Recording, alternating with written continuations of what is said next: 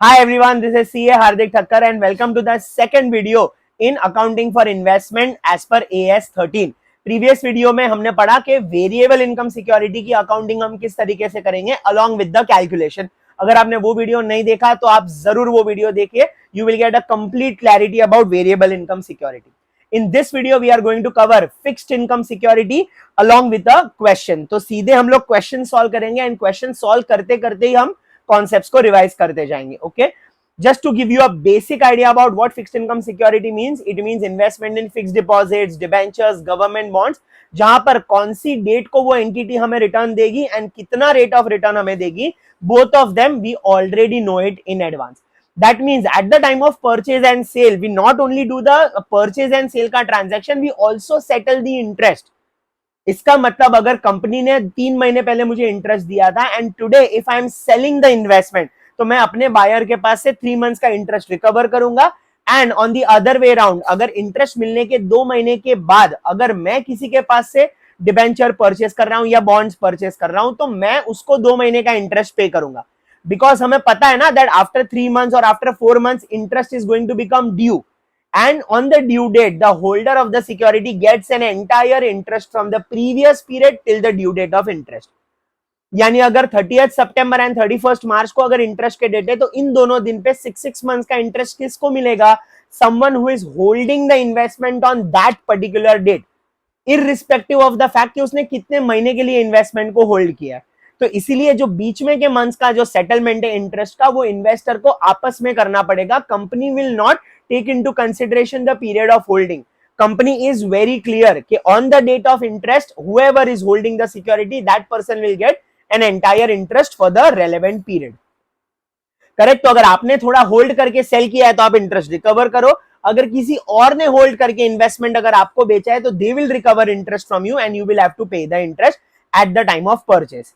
Long story short, purchase करते time हम accrued interest या अक्यूमुलेटेड इंटरेस्ट पे करेंगे एंड सेल करते टाइम हम अक्यूमुलेटेड इंटरेस्ट रिकवर करेंगे जो हमें बिलोंग करता है। And of course whenever the due date falls, वो ड्यू डेट पे हमें जितना भी इंटरेस्ट बनता है उतना हम कंपनी के पास से रिसीव करेंगे, whatever is our holding on the date of giving investment. With this context अभी हम लोग सम सॉल्व करना स्टार्ट करेंगे, जहां पर मैं आपको एक्स इंटरेस्ट और कम इंटरेस्ट के कॉन्सेप्ट से भी इंट्रोड्यूस करूंगा। So let us do it real time basis. Okay, Mr. Investor has made following investments in 12% central government bonds, मतलब it is a fixed income security, 12% mentioned है।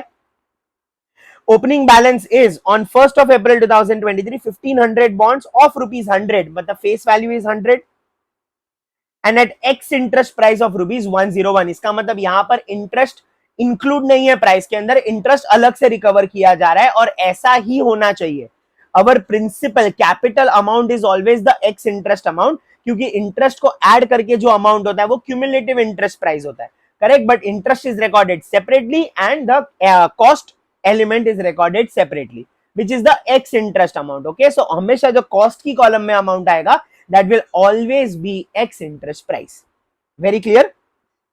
चलिए, so as usual investment हमारा asset है and assets will have an opening balance, correct? तो opening balance हम लोग क्या करेंगे, we will post it 1/4/2023। Let me take a different pen.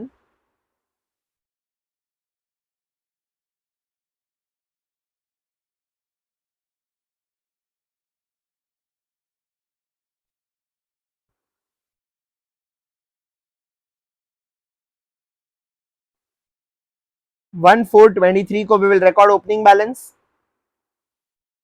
to balance brought down। कितना बॉन्ड्स है हमारे पास, कितने बॉन्ड्स है? 1500 bonds. So face value is 1500 into 100 which is 15,000, sorry 1,50,000, correct? उसकी कॉस्ट कितनी है? at 101x interest, so 101x interest will be how much? 101x interest will be 1,51,500 rupees। Okay, there is no accumulated interest, because अगर आप यहाँ पे question read करोगे तो ये जो इन्वेस्टर है, ठीक है ना, ये अपनी बुक्स कभी क्लोज कर रहा है 31st मार्च को, and central government is paying interest on bonds twice a year, first on 31st of December and on 31st of March every year. इसका मतलब हम 1st अप्रैल को अपनी बुक्स ओपन कर रहे हैं और कल शाम को ही हमें इंटरेस्ट मिला था on 31st of March. So 31st March and 1st April के बीच में there is no interest that has accumulated because time period हुआ ही नहीं है, correct? तो interest will be zero। अब x interest price is 151,500. Next transaction is purchase. Purchase कब हो रहा है? 31 जुलाई. 31 जुलाई 23 को when we purchase, entry will be investment account debit to bank account. तो इन्वेस्टमेंट के डेबिट में we will write to bank account. How many bonds are we purchasing? 500 bonds. So 500 into 100 is 50,000. 50,000 के हम बॉन्ड्स परचेस कर रहे हैं. तो ये परचेस करते टाइम जितने पीरियड का इंटरेस्ट अक्यूमुलेट हुआ है हम पे करेंगे सेलर को, बिकॉज सेलर ने उतने महीने तक ये इन्वेस्टमेंट होल्ड करके हमें सेल किया है. तो लास्ट टाइम इंटरेस्ट कब मिला था? Last time interest was received on what date? 31st of March. 31st March के बाद कितने मंथ्स हो गए? अप्रैल, मई, जून and July. 4 months. So how will the calculation happen? Calculation will be 50,000 into 12% into 4/12, which comes to 2,000 rupees. which comes to 2,000 rupees. And हमारा जो x interest price है वो x interest price कितना आएगा? 98. 500 into 98 is 49,000 rupees. That we will write in the cost column. Very simple. आगे बढ़ते हैं. Okay, on 31st of October we are selling 350 bonds at 102. लेकिन याद रखना ये डेट क्रोनोलॉजी में कौन सा है? 31st of October. ये 31st October से पहले 30th of September आएगा, and 30th September is the due date of receiving interest. तो हमें 30th September को पहले इंटरेस्ट के लिए ब्रेक लेना पड़ेगा. On 30th September 23 we will receive interest. Bank account में हम इंटरेस्ट रिसीव करेंगे on the investment that we are holding on that particular date. कितने की फेस वैल्यू हम होल्ड कर रहे हैं? 1,50,000 प्लस 50,000. ओके, तो यहाँ पे 1,50,000 प्लस 50,000 इज 2 lakhs. तो 2 lakhs into 12% into 6/12. September, March to September. Okay, March to September. तो ये आपका अमाउंट कितना आएगा? This amount will be 12,000 rupees. Okay, तो यहाँ पे इंटरेस्ट के कॉलम में आप लिख दोगे 12,000. Please don't write anything here, because ये सेल करते हैं तभी लिखा जाता है. Correct. Now we can go on 31st of October. 31st October को we are selling bonds. How many bonds are we selling on 31st of October 2023? We are selling 350 bonds. तो again bank में हमें पैसा आएगा 350 into 100 is 35,000. Okay, ये time पे interest हम recover करेंगे, बिकॉज हम 1 month तक इन्वेस्टमेंट होल्ड करके सेल कर रहे हैं.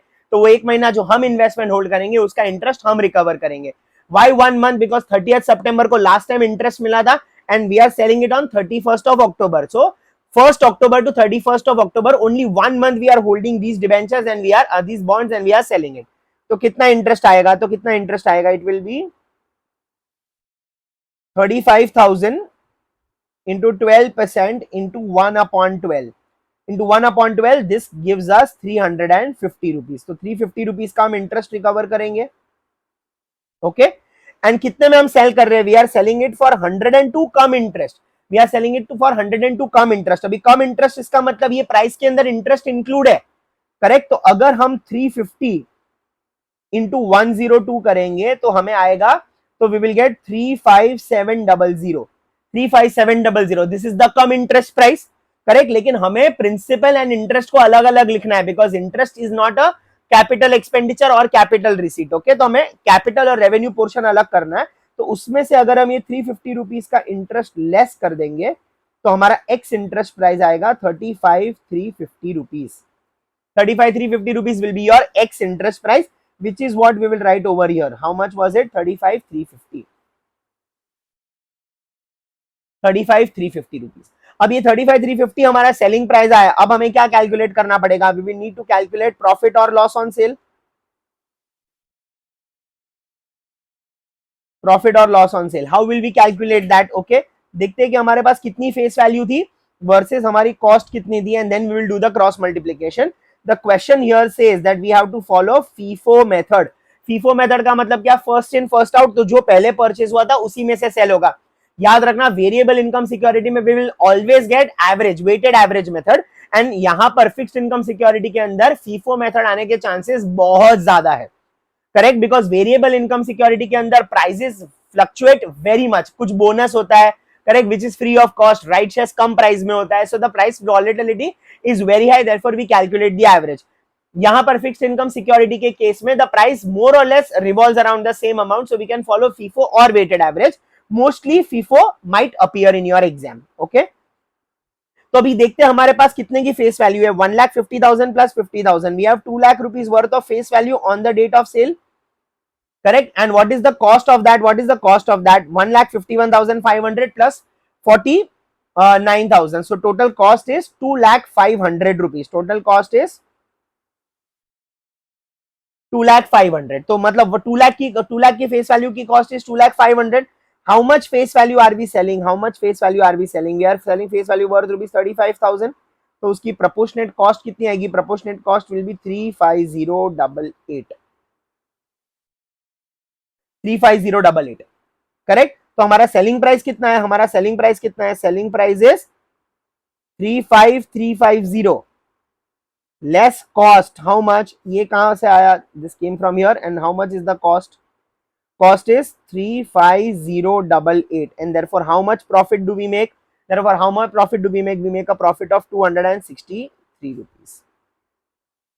I hope you are understanding this, right? ये प्रॉफिट को हम कहां पे पोस्ट करेंगे? It is posted on the credit side of P&L and debit side of investment account. Okay, तो यहाँ पर 31st ऑफ अक्टूबर को 23 को we will post to profit and loss. कितना अमाउंट आएगा? 263 रुपीज. क्लियर? आगे बढ़े.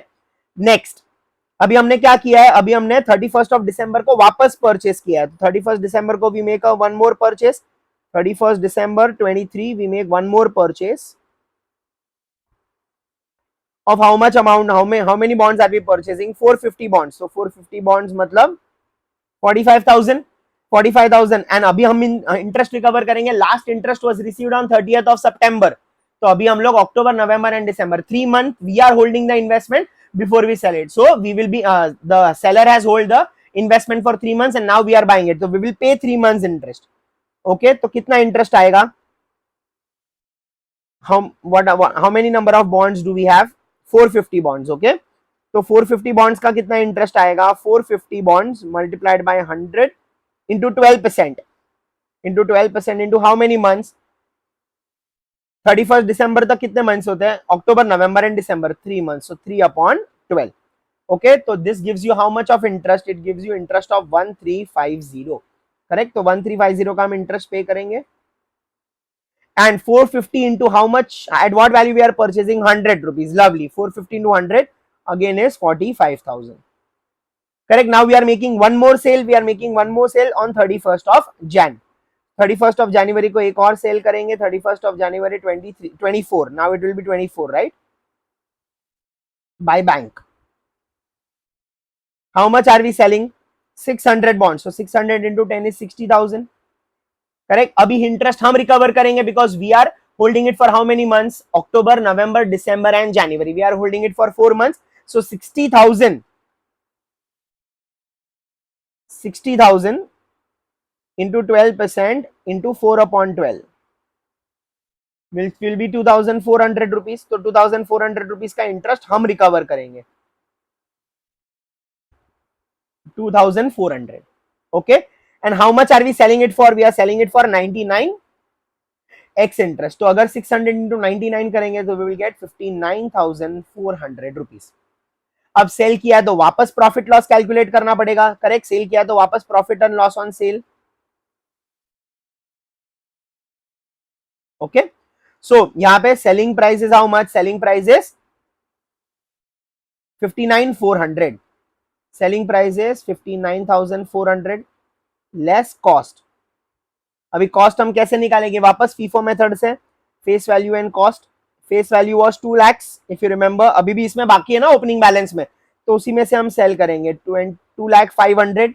तो अभी हम कितने का सेल कर रहे हैं? We are selling face value worth rupees 60,000. तो क्रॉस मल्टीप्लाई करके प्रोपोर्शनेट कॉस्ट कितनी आएगी हमारी? 60150.